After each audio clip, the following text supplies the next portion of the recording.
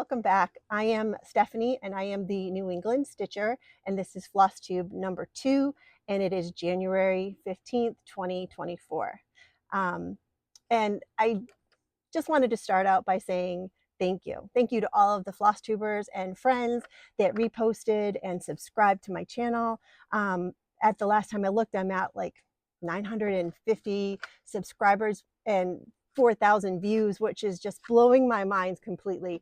I do have a group of 6th grade students that found me, and they've been really sweet and just sharing with their friends and subscribing and watching and encouraging.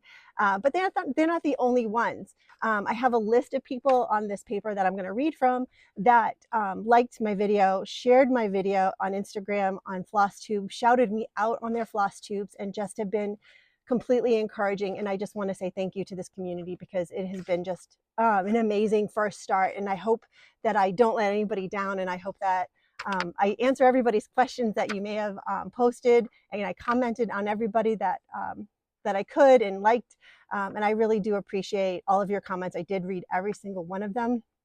So let's just get started with the thank yous. So Helen D, thank you so much. B&E Stitchery, of course, thank you so much. The Camping Stitcher Chris, thank you. Missy and Kathy, both actually, from Two Needles Pulling Thread, thank you, thank you. Zan, Crazy Band Lady, thank you. Tracy, OG Stitchery, Sassy Southern Stitchers, Megan and Lisa, thank you. Proper Stitcher Annie, thank you so much. The Bougie Stitchers, thank you. Nancy the Disorderly Stitcher, thank you. Brenda, from Brenda and Laura, the Serial Starter, Laura, thank you so much for just everything and all of your kind words. Antique Needleworker Shelly, wow, thank you so much. So if I forgot anybody, I'm sorry, I didn't mean to, but I just wanted to take that time to say thank you, and thank you for being so encouraging to me at this time. And we're going to get started right away. It's been 2 weeks, and it's been a very busy 2 weeks, but I wanted to start with my first WIP, and it is the Quaker Birds by the Mindful Needle. And this is I'm a part of a round robin with the ladies, a group of ladies from the Stitch New England retreat. And I'm stitching mine in Peacock by Gentle Arts. And here's where it's at. So this one actually belongs to Brandy from B&E Stitchery. This is our friend Cheryl's. And then this turquoise right here, that will be mine. I got a good start on it. I was actually stitching this this past weekend. I went up to Maine for a girls' weekend with Brandy and Emma from B&E Stitchery, and we went and we supported our friend Reese from the Crafty Girl Malkin. We went to her shop. She had a grand opening, and we had like a stitchy session in the back, and I actually got the outline done. And even through talking, I was just so excited that the border met. So that was a good thing. And I store this in my husband likes to call them whipper keepers, because that's where I store my whip. So in my whipper keeper, the one I made for some of the people that attended for Stitch New England, which was my first retreat. So that is my first whip. I do need to get it into the mail. I think I have until the 20th of the month, but the way it's going, I think I'm just going to go pretty quickly, so I'll be fine. My next whip is Snow Magical, and this is a pattern by Brenda Gervais, and it was purchased to do the sew along or the stitch along with Nicole Spohr back in December, but unfortunately with Christmas and everything that I was doing, I wasn't able to get it done. And I started it on, I actually started it on January 7th. This was one of the projects that was called on the Boss Me board. And this is what it looks like, and this is how far I've gotten. It's stitched on 40 count called for linen, so that it'll fit on the snow globe frame from Chantel's 141. And I am using all the called for floss, and I am keeping it in this whipper keeper that I made. I made one for Missy, and then I loved all the colors so much I made it for myself. The next one that I am going to share with you is a start along. Teresa, the Garden Goose Stitcher. Oh yes, she was one too that I totally forgot to mention. Thank you, Teresa. Thank you so much for shouting me out. So Teresa Garden Goose Stitcher, when she was going through her plans, she talked about starting this pattern in January. It's Cold Outside by Brenda Gervais. And I had this pattern and I hadn't started it yet and I want to start it. So I was like, I'm just going to jump on her. She doesn't have any official sal for it or anything like that. It's just something that I know she's doing and wanted to do it with her because, you know, I like to start things with friends. So it's a very small start. I stitched on this Friday night for a few hours, but I got his arm, the candy cane, and part of his body right there. And I'm going to keep on stitching on this through the month of January, see how far I get. And hopefully I can get pretty far. See?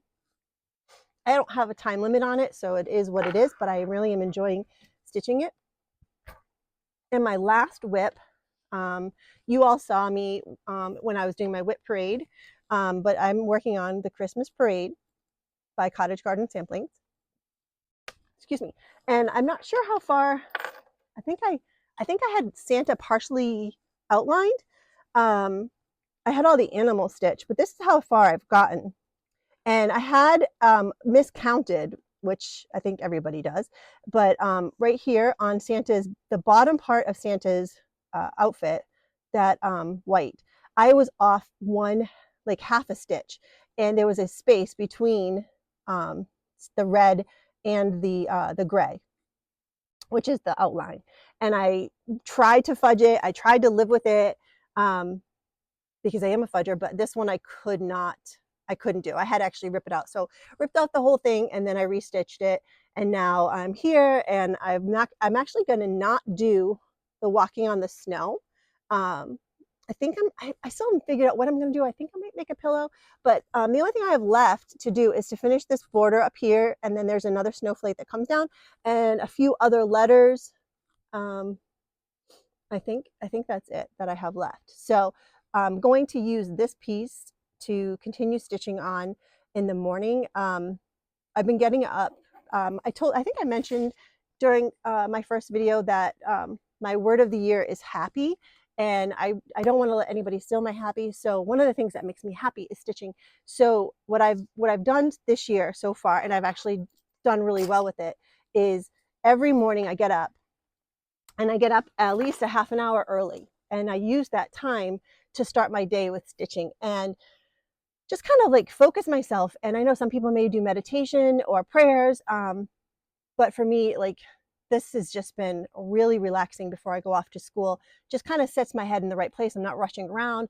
I've gotten my lunch packed, everything is all set, and all I have to do is sit for 30 minutes, and my eyes are fresh, so I can handle stitching on the 40 counts or, you know, a 36 count without making, well, I should say with making less mistakes. So that's how I'm approaching that, and I'm going to keep doing that until I finish because I'm so close, and I really want to get that one done because I did it as a sal with Brandy from B&E Stitchery and our friend Nisi, who lives in Florida, and both of them have already finished it, and I'm a little bit behind, so that's okay.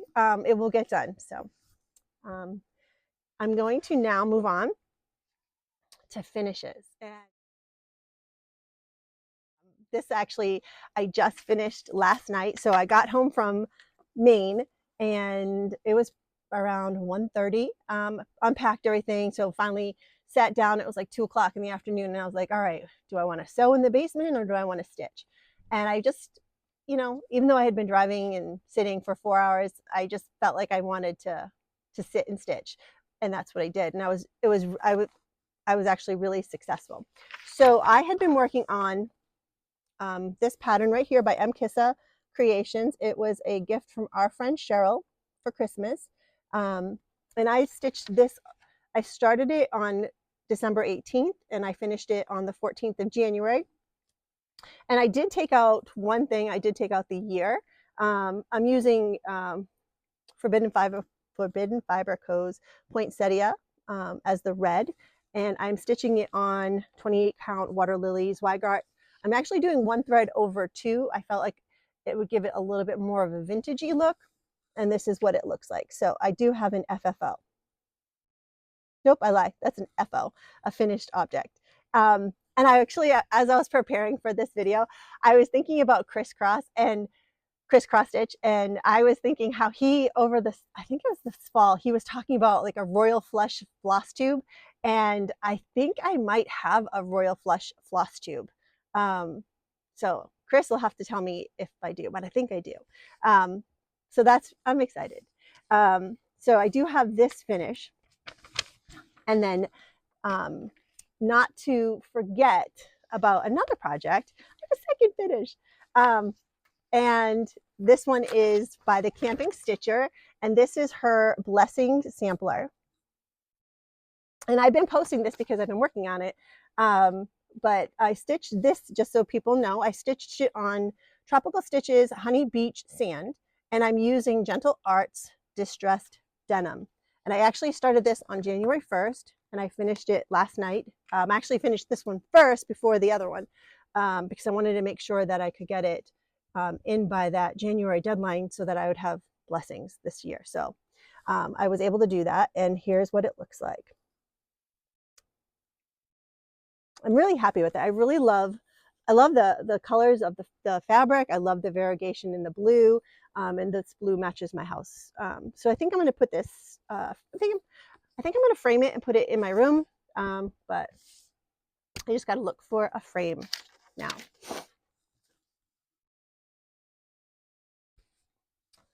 All right, and I do have two fully finished things. Very excited. So the first fully finished is Warm Winter Wishes by Primrose Cottage. It came in their quarterly stitch box.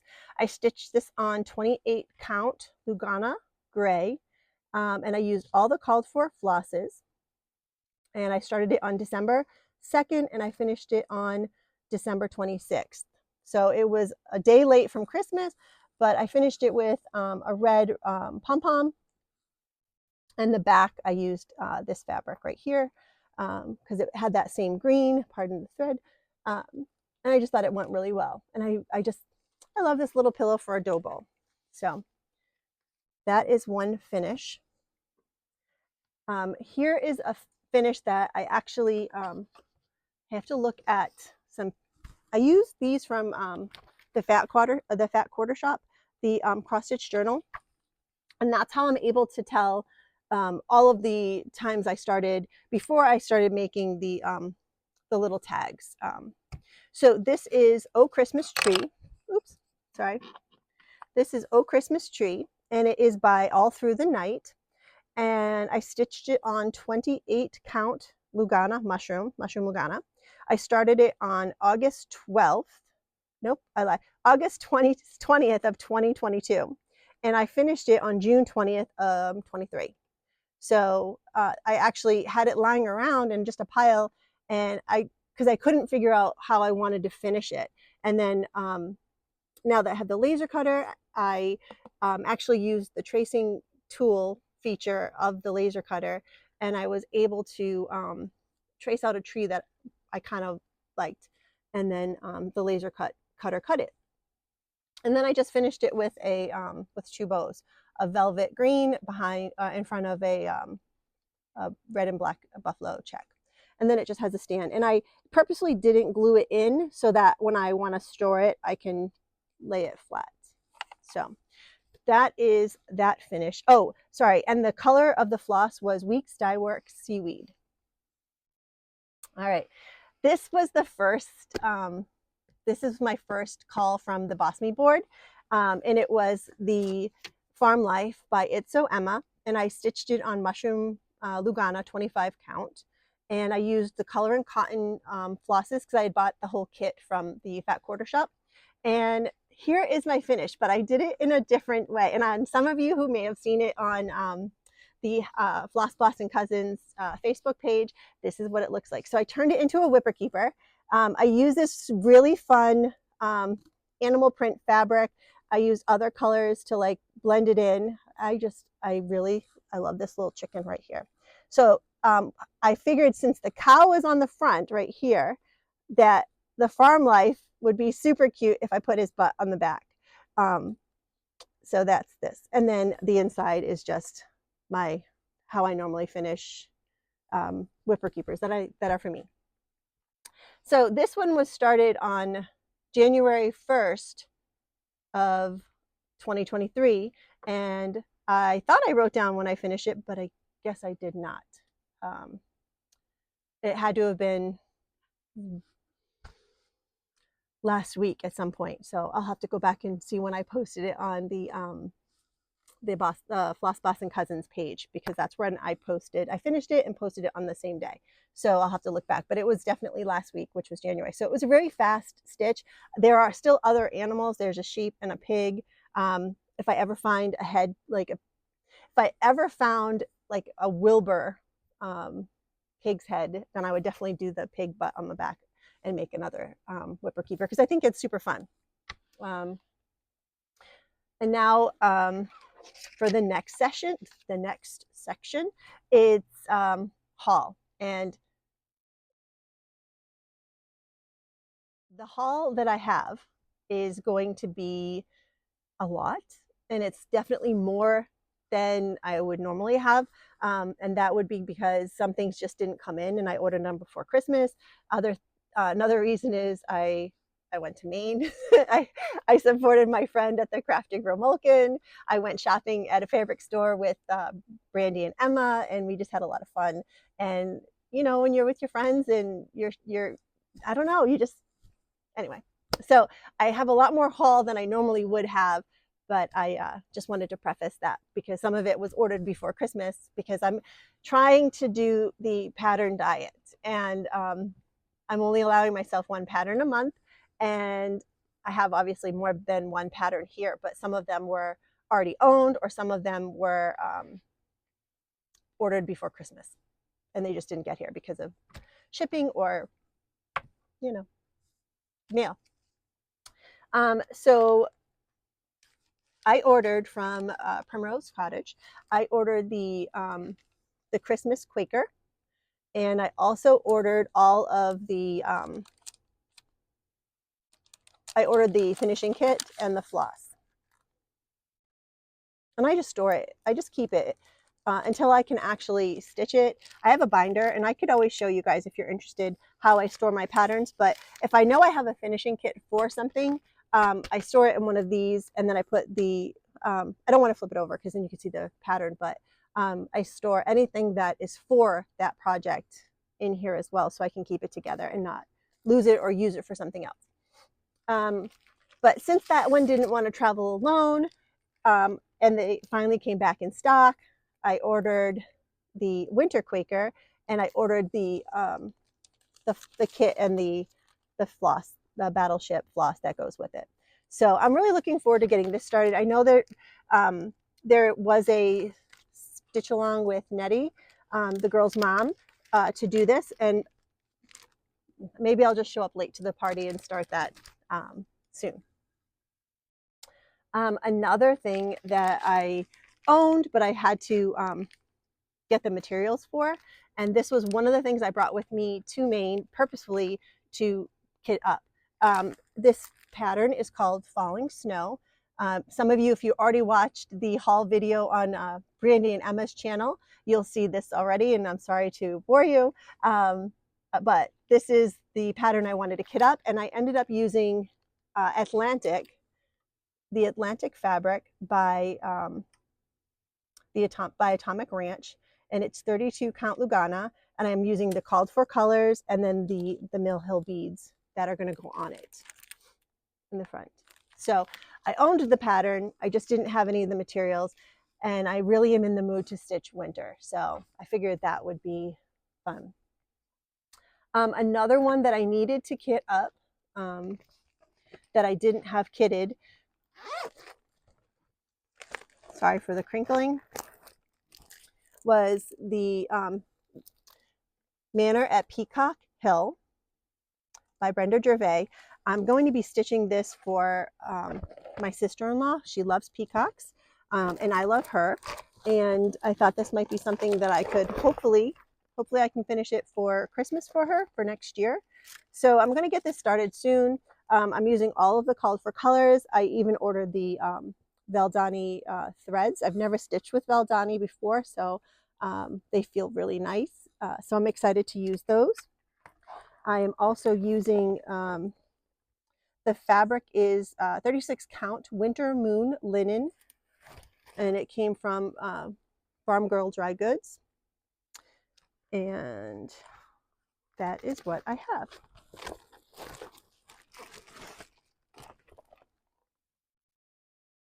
Something else that I ordered, because I've never stitched on it, but I had this idea. So all of you know how Shannon Christine was super generous at Christmas, and she put out 12 free patterns on her Facebook page. And they're just super small little patterns that are Christmassy, and I think they would absolutely make the best ornaments. And whether I keep them or give them as gifts, I thought it would be really fun to stitch them on perforated paper. Never stitched on perforated paper before. So I ordered, and I am planning on doing the Teresa Kogut. I bought the Santa kit, the Santa pattern during the Jingle Ball, and my black Mill Hill perforated paper is still on order, and I'm assuming it's still coming because I haven't heard not, but it's supposed to be coming at the end of the month. So we'll see. I'm not in a hurry because I don't have any, deadline for it. I was thinking maybe I could stitch it in the summer, during Christmas and July, but no plans. But I wanted to get a couple different things just so I could try it. So this is 14 count white perforated paper, and then this is 16 count white perforated paper. So I figured, if I needed to stitch something smaller or bigger, I had a little bit more flexibility.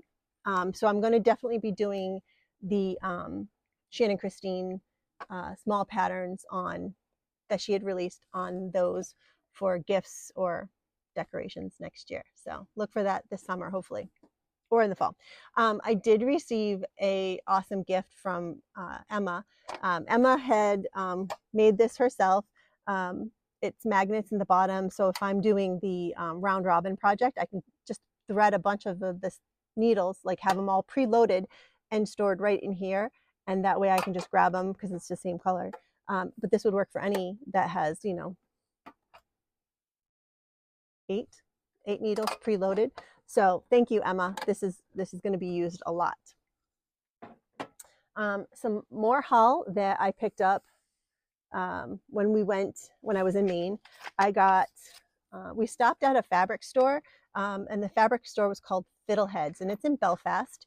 And I picked up some light bulb pins so that I can pin the back of my project or pin my my linen, so I know the name and the number, size count for it. I picked up from that same shop, I picked up some light blue velvet trim. I thought that might be really pretty. I was thinking for another project that I had, but it was the wrong shade of blue, because you go to the store and you have a color in your head and it wasn't the right color. So it's a little light, but I still think this would be really pretty for a spring finish. Sorry, brain fart. Lulu, can you pass me those things right behind you? The little dolls. Yeah. So speaking of the trim, this is one of the things that I'm planning on doing. So if you follow me on Instagram, Laura from Brenda and Laura in the Serial Starter, Brenda had asked and put out to people who can make things.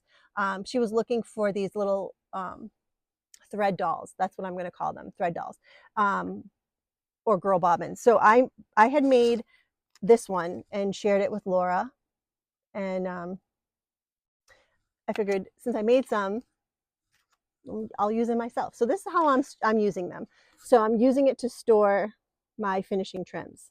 And then I'm just going to take, those shoe boxes that you get at like Target or Walmart, the Sterilite ones. I'm just going to like line them all up that way. I know, sound effects. My daughters are laughing.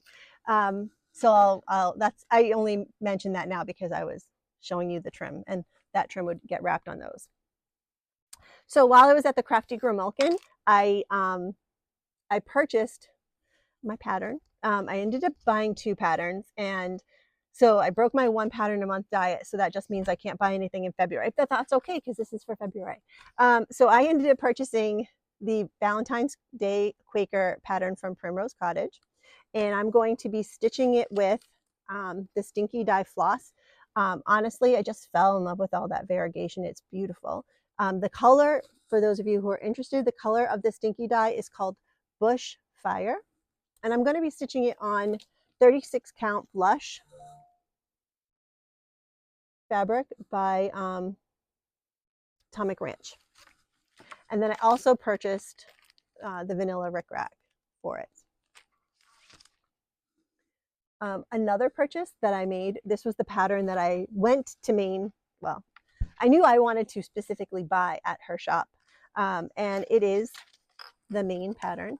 Maine is my happy place. And in case you're new to my channel and you missed the first one, I'm called the New England Stitcher because I was born in Massachusetts. I spent my, I don't know, formative years in Maine.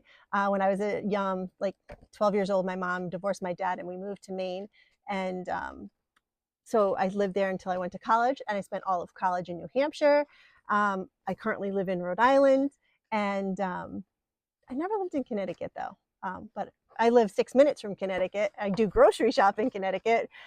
So I figured New England Stitcher because I know I'm definitely going to be a New Englander forever.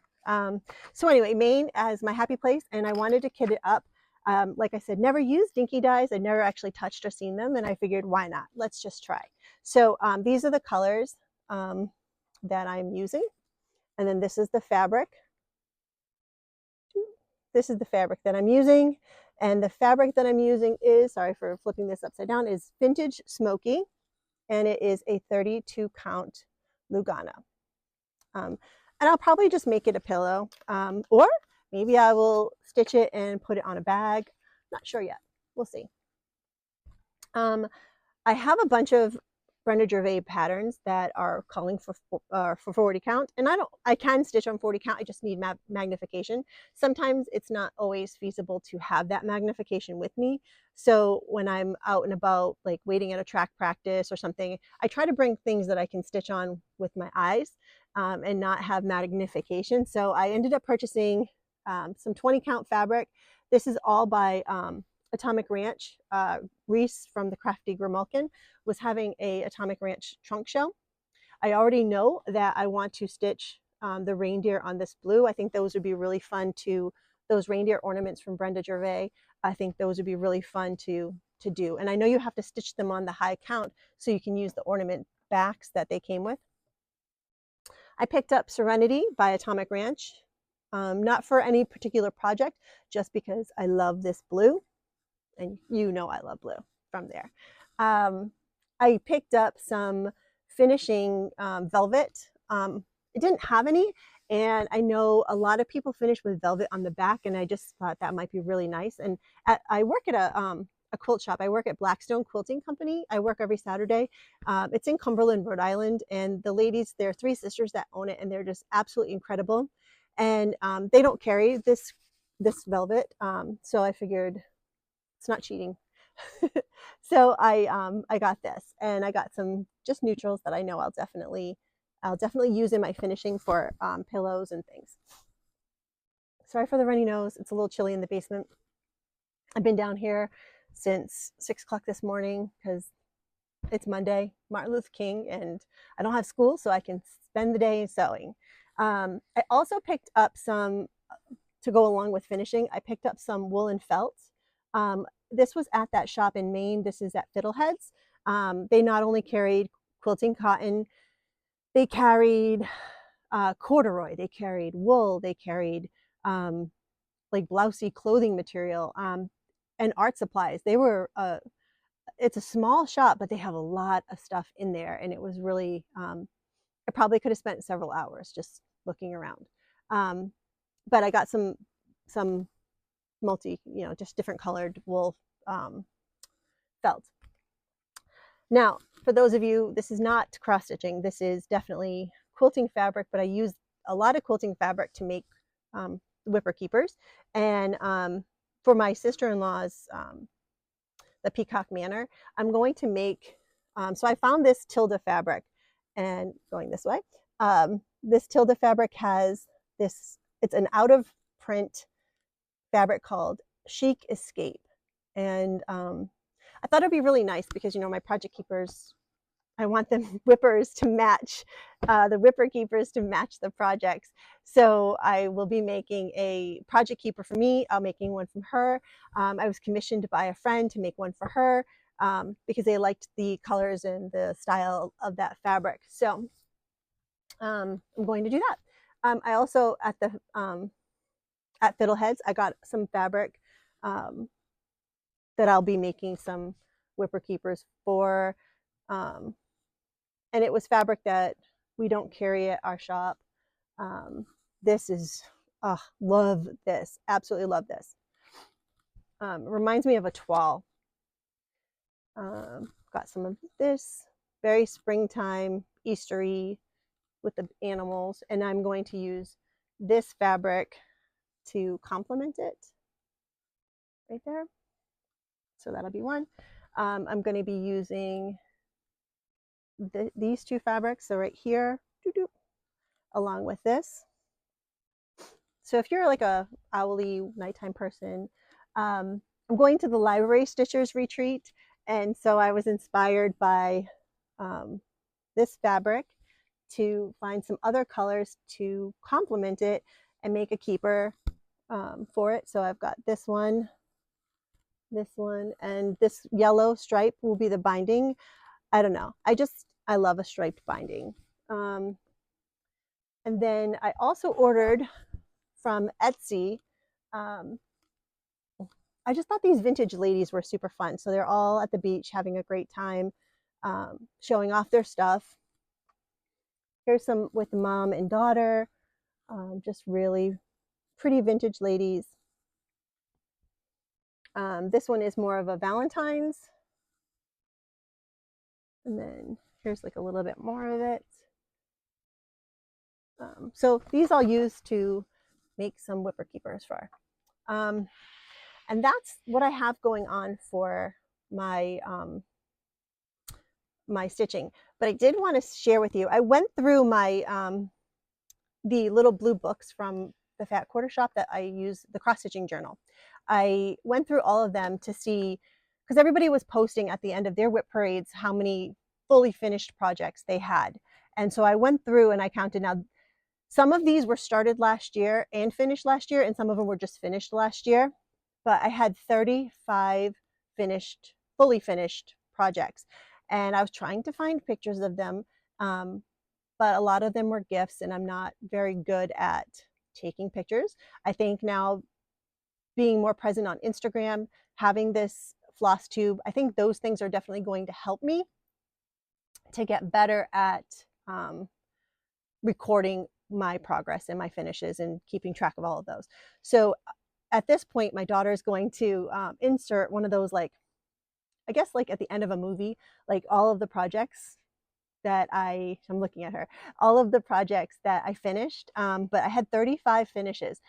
So I'm pretty proud of that. I think that's a great total. Again, it doesn't count all of the starts, but it does count finishes, fully finished things. So pretty excited about that.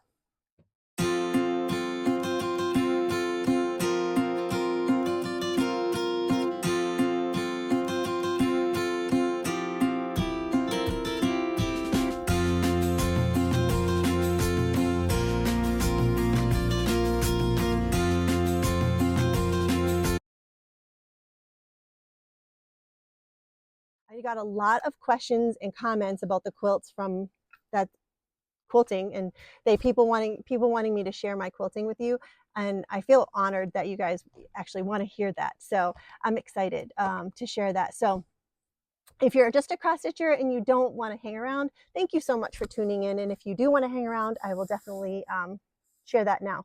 But I'm going to have a giveaway in my next Flosstube, because I think by then I will reach 1,000 subscribers. So we'll recognize and honor that, and I'll give away a bunch of little needle minders. So stay tuned for that one, for when I reach 1,000 subscribers. That'll be a giveaway.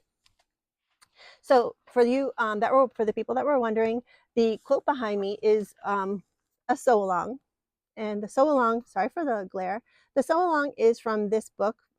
It's the Barnstar sampler, and it is by Shelley Kavana. And I chose not to use the fabric colors. I chose to use, stupidly, a fabric that I loved, but just was out of print. So I had 2 layer cakes of Nantucket Summer, and then I ended up ordering the blues and the greens from Dwell, which was her next collection. This is Camila Ross Kelly's collection. She is coming out this April with another a new line, and it's called Shoreline, and it is all of these blues and greens. It's going to be like the sister to Nantucket Summer. So this will be done in April, so I won't have that opportunity. So anyway, I've done a lot of piecing and trying to scour and scrounge on different websites. Fat Quarter Shop still had a little bit of Nantucket Summer, so I was able to replenish some of the stuff that I was short. I did not do a very good job calculating. So from one quilter to another, if you are going to make a quilt, make sure you buy a little extra and have plenty of fabric, because once it goes away, and then you don't have it anymore. So to make this quilt right here, you have to sew 20 blocks. And every month for a year, you're sewing different blocks. Sometimes you are making 2 blocks, especially if the little ones, you're making 2. Sometimes you are making 1 large. So I actually finally got up and got caught up this morning. I hadn't stitched the December one. This one right here, this block right here, this is block number 2. This was the December block that I was supposed to stitch in December, and it just didn't happen. And then since our last video, I actually stitched this one as well. So I actually completed both of these since we've been together. And then I ended up hanging up all the other ones. So I've got, let's see, 6, 10, 12, 14 of the 20 blocks completed.